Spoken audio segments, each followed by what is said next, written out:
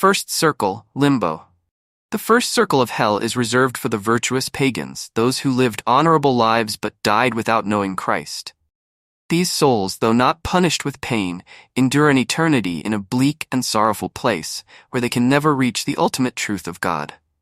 Among its inhabitants are great historical and philosophical figures like Socrates, Plato, and Virgil, Dante's guide. The punishment here is one of eternal longing, as they are denied the beatific vision of God. This circle reflects medieval ideas of divine justice, in that those who lack the knowledge of Christ, despite their virtuous lives, cannot enter heaven. Second circle, lust. The second circle punishes the sin of lust. Here, souls are violently swept by an infernal wind, symbolizing the uncontrolled desires that once governed their lives.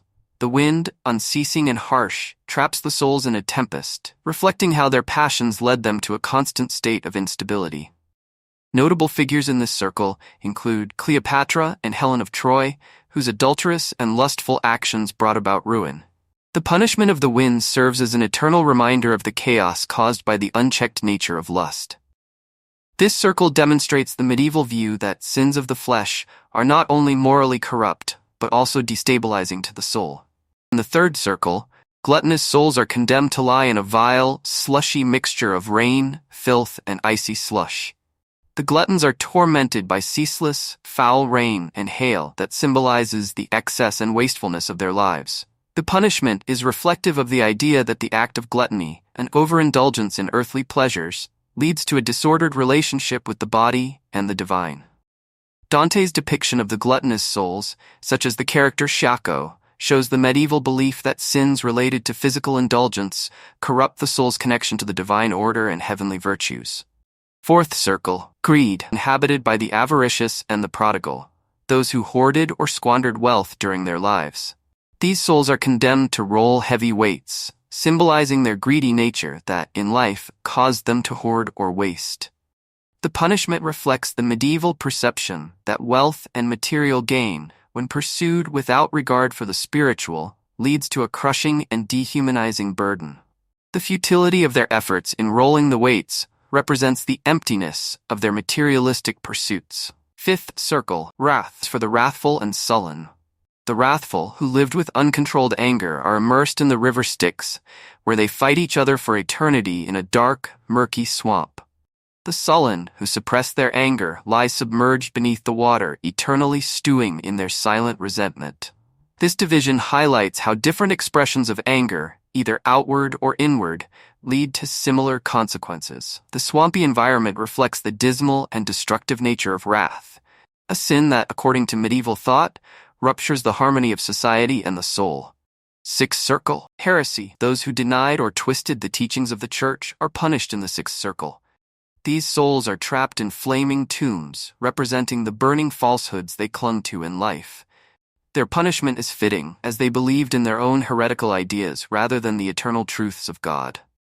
Dante's view of heresy emphasizes the importance of orthodoxy in medieval Christian thought, where deviation from the accepted doctrine was seen as an affront to divine order and a source of spiritual death. Seventh circle, violence, punishes those who were violent in life, divided into three subcircles. The first is for those who committed violence against others, such as murderers and tyrants, who are immersed in a river of boiling blood.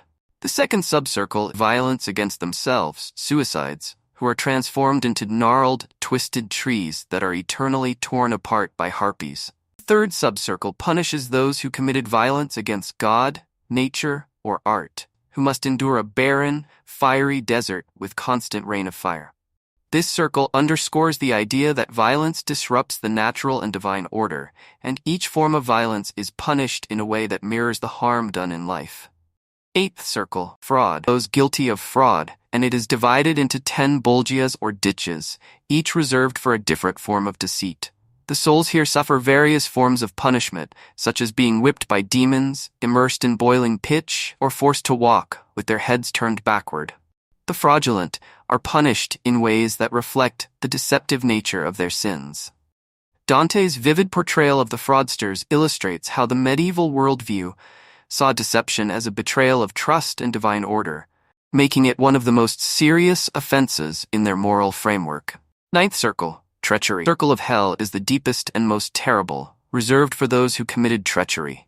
Betrayal of loved ones, country, or God. The circle is a frozen lake, with the souls trapped in ice, their movements and expressions frozen in a state of eternal immobilization. At the center of this frozen lake is Satan, who eternally chews on Judas Iscariot, Brutus, and Cassius, the ultimate traitors. The coldness of the ice symbolizes the utter lack of warmth or compassion in treachery, which Dante views as the most grievous sin. Betrayal is seen as the greatest violation of human and divine bonds.